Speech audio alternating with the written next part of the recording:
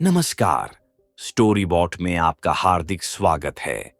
आज हम आपके लिए लेकर आए हैं मुंशी प्रेमचंद की लिखी कहानी ईर्ष्या। प्रतापचंद्र ने विरजन के घर आना जाना विवाह के कुछ दिन पूर्व से ही त्याग दिया था। वह विवाह के किसी भी कार्य में सम्मिलित नहीं हुआ या हौतक की महफिल में भी न गया।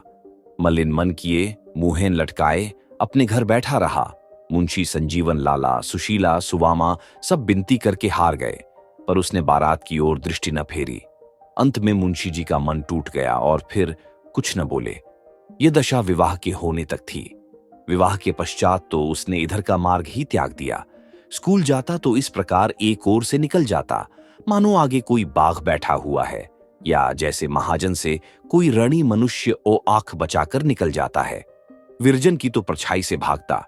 यदि कभी उसे अपने घर में देख पाता तो भीतर पग न देता।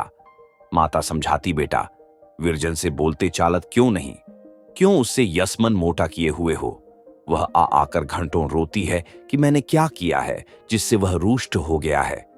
देखो, तुम और वह कितने दिनों तक एक संग रहे हो। तुम उसे कितना प्यार करते थे। अकस्मात तुमको क्या हो गया? यदि तुम ऐसे ही रूठे रहोगे तो बेचारी लड़की की जान पर बन जाएगी। सूख कर कोटा हो गया है। ईश्वर ही जानता है, मुझे उसे देखकर करुणा उत्पन्न होती है। तुम्हारी चचा के अतिरिक्त उसे कोई बात ही नहीं भाती। प्रताप आंखें नीची किए हुए सब सुनता और चुपचाप सरक जाता। प्रताप अब भोला बालक नहीं था। उसके जीवन रूपी वृक्ष में यौवन रूपी कोपलें फूट रही थीं। उसने बहुत दिनों से, उसी समय से जब से उसने होश संभाला, विरजन के जीवन को अपने जीवन में शकरा क्षीर की बहुत मिला लिया था।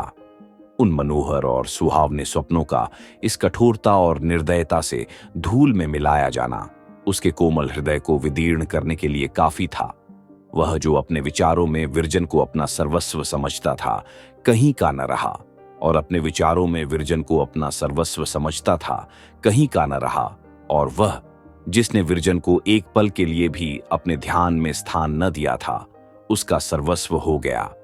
इस विरतक से उसके हृदय में व्याकुलता उत्पन्न होती थी और जी चाहता था कि जिन लोगों ने मेरी स्वप्नवत भावनाओं का नाश किया है और मेरे जीवन की आशाओं को मिट्टी में मिलाया है, उन्हें मैं भी जलाऊं। सबसे अधिक क्रोध उसे जिस पर आता था वह बेचारी सुशीला थी।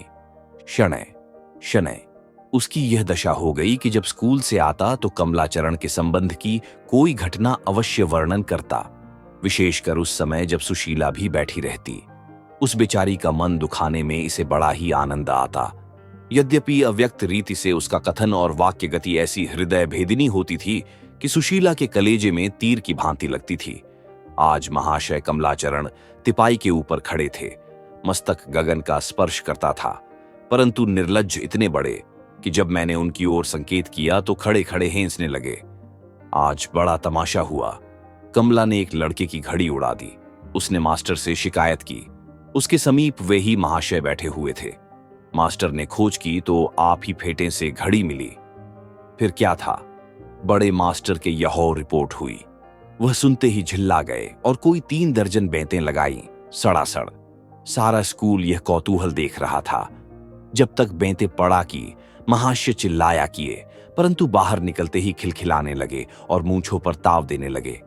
चाची, नहीं सुना? आज लड़कों ने ठीक स्कूल के फाटक पर कमलाचरण को पीटा, मारते मारते बेसुध कर दिया। सुशीला ये बातें सुनती और सुन कर कुढ़ती। हो, प्रताप ऐसी कोई बात विरजन के सामने न करता।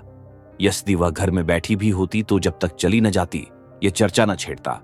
वह चाहता था कि मेरी बात से इसे कुछ दुख न हो। समय समय पर मुंशी संजीवन लाल ने भी कई बार प्रताप की कथाओं की पुष्टि की। कभी कमला हाट में बुलबुल लड़ाते मिल जाता, कभी गुंडों के संग सिगरेट पीते, पान चबाते, बेढंगेपन से घूमता हुआ दिखाई देता। मुंशी जी जब जामाता की यह दशा देखते तो घर आते ही स्त्री पर क्रोध निकालते। ये सब तुम्हारी ही करतूत है। तुम्ही ने कहा था घर वर दोनों अच्छे हैं, तुम्ही रीझी हुई थीं। उन्हें उस क्षण यह विचार न होता कि जो दोषारोपण सुशील पर है, कम से कम मुझ पर ही उतना ही है। वह बेचारी तो घर में बंद रहती थी, उसे क्या झांक था कि लड़का कैसा है। वह सामुद्रिक विद्या थोड़ ही पड़ी थी। उसके माता पिता को सभ्य देखा, उनकी कुलीनता और वैभव पर सहमत हो गई। पर मुंशी जी ने तो अकर्मण्यता और आलस्य के कारण छानबीन न की। यद्यपि उन्हें इसके अनेक अवसर प्राप्त थे और आलस्य के कारण छानबीन न की। यद्यपि उन्हें इसके अनेक अवसर प्राप्त थे और मुंशी जी के अगणित बांधव इसी भारतवर्ष में अब भी विद्यमान है, जो अपनी प्यारी कन्याओं को इसी प्रकार नेत्र बंद करके कुएं में ढकेल दिया करते हैं। सुशीला के लिए विरजन से प्रिय जगत में अन्य वस्तु न थी। विरजन उसका प्राण थी, विरजन उसका धर्म थी और विरजन ही उसका सत्य थी। वही उसकी प्राणाधार थी, वही उसके नयनों को ज्योति और हृदय का उत्साह थी। उसकी सर्वोच्च सांसारिक अभिलाषा यह थी कि मेरी प्यारी विरजन अच्छे घर जाए, उसके सास ससुर देवी देवता हों, उसके पति शिष्टता की मूर्ति और श्री रामचंद्र की भांति सुशील हो, उस पर कष्ट की छाया भी न पड़े। उसने मर मर कर बड़ी मिन्नतों से यह पुत्री पाई थी और उसकी इच्छा थी कि इन रसीले नयनों वाली अपनी भोली भाली बाला को अपने मरण पर्यंत आंखों से अदृश्य न होने दूंगी। अपने जामाता को भी यही बुलाकर अपने घर रखूंगी। जामाता मुझे माता कहेगा, मैं उसे लड़का समझूंगी। जिस हृदय में ऐसे मनोरथ हों, उस पर ऐसी दारुण और हृदय विदारिणी बातों का जो कुछ प्रभाव पड़ेगा प्रकट है। हाँ, हंत दीना सुशीला के सारे मनोरथ मिट्टी में मिल गए। उसकी सारी आशाओं पर ओस पड़ गई। क्या सोचती थी और क्या हो गया? अपने मन को बार बार समझाती कि अभी क्या है, जब कमला सयाना हो जाएगी तो सब बुराइयां स्वयं त्याग देना। पर एक निंदा का घाव भरने नहीं पाता था कि फिर कोई नवीन घटना सुनने में आ जाती। इसी प्रकार आघात पर आघात पड़ते गए। हाय, नहीं मालूम विरजन के भाग्य में क्या बदा है। क्या यह गुण की मूर्ति, मेरे घर की दीप्ति, मेरे शरीर का प्राण इसी दुष्कृत मनुष्य के संग जीवन व्यतीत करेगी? क्या मेरी श्यामा इसी गिद्ध के पाले पड़ेगी? ये सोचकर सुशीला रोने लगती और घंटों रोती रहती है। पहले विरजन को कभी कभी डांट टपट भी दिया करती थी, अब भूल कर भी कोई बात न कहती। उसका मन देखते ही उसे याद आ जाती। एक क्षण के लिए भा उसे सामने से अदृश्य न होने देगी। यदि जरा देर के लिए वह सुवामा के घर चली जाती तो स्वयं पहुंच जाती। उसे ऐसा प्रतीत होता मानो कोई उसे छीनकर ले भागता है। जिस प्रकार वाधिक की छुरी के तले अपने बछड़े को देखकर गाय का रोम रोम कांपने लगता है, उसी प्रकार विरजन के दुख का ध्यान करके सुशीला की आंखों में संसार सूना जाना पड़ता था। इन दिनों विरजन को पल भर के लिए नेत्रों से दूर करते उसे वह कष्ट और व्याकुलता होती जो चिड़िया को घोंसले से बच्चे के खो जाने पर होती है। सुशीला एक तो यों ही जीर्ण रोगिणी थी, उस पर भावश्य की असाध्य चिंता और जलन ने उसे और भी धुला डाला। निंदाओं ने कलेजा चली कर दिया। मास भी बीतने न पाए थे कि क्षय रोग के चिह्न दिखाई दिए। प्रथम तो कुछ दिनों तक साहस करके अपने दुख को छिपाती रही, परंतु कब तक? रोग बढ़ने लगा और वह शक्तिहीन हो गई। चारपाई से उठना कठिन हो गया। वैद्य और डॉक्टर औषधि करने लगे। विरयजन और सुवामा दोनों रात दिन उसके पास बैठी रहती। विरजन एक पल के लिए उसकी दृष्टि से ओझल न होती। उसे अपने निकट न देखकर सुशीला बेसुध सी हो जाती और फूट फूट कर रोने लगती।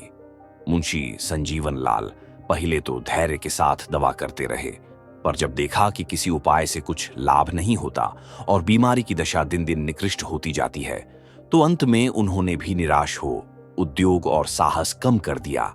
आज से कई साल पहले जब सुवामा बीमार पड़ी थी, तब सुशीला ने उसकी सेवा शुश्रूषा में पूर्ण परिश्रम किया था।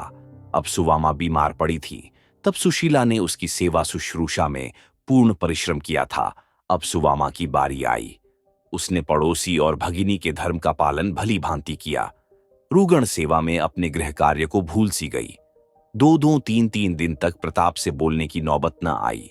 बहुधा वह बिना भोजन किए ही स्कूल चला जाता, परंतु कभी कोई अप्रिय शब्द मुख से न निकालता। सुशीला की रुग्णावस्थ ने अब उसकी द्वेषारागिन को बहुत कम कर दिया था।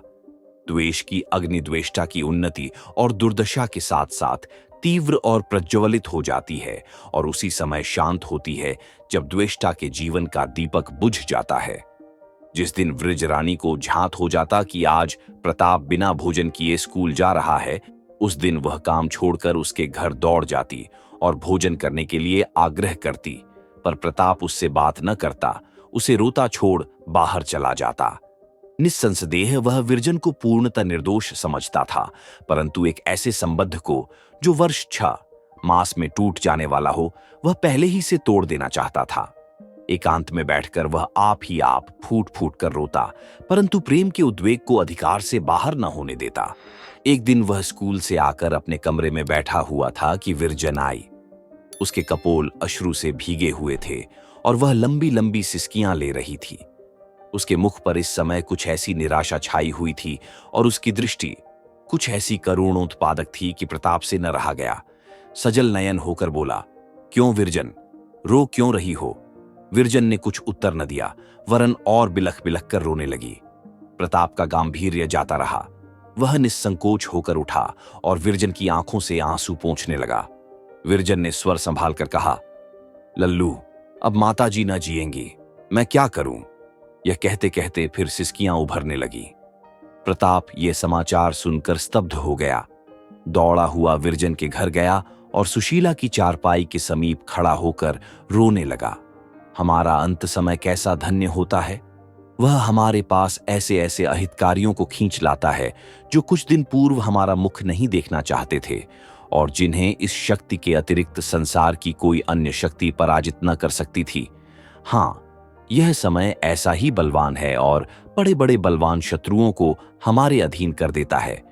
जिन पर हम कभी विजय न प्राप्त कर सकते थे, उन पर हमको यह समय विजयी बना देता है। जिन पर हम किसी शत्रु से अधिकार न पा सकते थे, उन पर समय और शरीर के शक्तिहीन हो जाने पर भी हमको विजयी बना देता है। आज पूरे वर्ष भर पश्चात प्रताप ने इस घर में पर्दापण किया। सुशीला की आंखें बंद थीं, पर मुखमंडल ऐसा विकसित था जैसे प्रभात काल का कमल।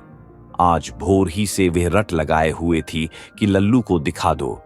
सुवामा ने इसीलिए विरजन को भेजा था। सुवामा ने कहा, बहिन, आंखें खोलो, लल्लू खड़ा है। सुशीला ने आंखें खोल दी और दोनों हाथ प्रेम बाहुल्य से फैला दिए। प्रताप के हृदय से विरोध का अंतिम चिन्ह भी विलीन हो गया। यदि ऐसे काल में भी कोई मत्सर का मैल रहने दे तो वह मनुष्य कहलाने का हकदार नहीं है।